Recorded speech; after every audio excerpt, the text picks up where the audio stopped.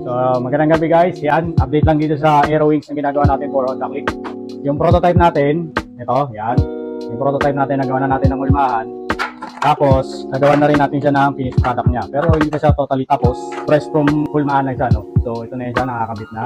Test fittings lang dito, kaya kung mapapansin nyo, medyo ano pa siya, may konting rough edges pa siya. Pero the rest, halos makinis na siya, halos nag-blend na siya sa stock na kulay ng Honda Click Game Changer na to, no? So, ang gagawin na lang natin dito, finishing na lang natin yan, then pintura. Pero sa ngayon, hindi mo na natin siya pipinturahan. Open na tayo for pre-orders. Sa default na kulay nito pala, no, giging matte black lang siya or flat black. Sa Moto5 lang makikita itong Aerowings na to dahil original designs natin yan.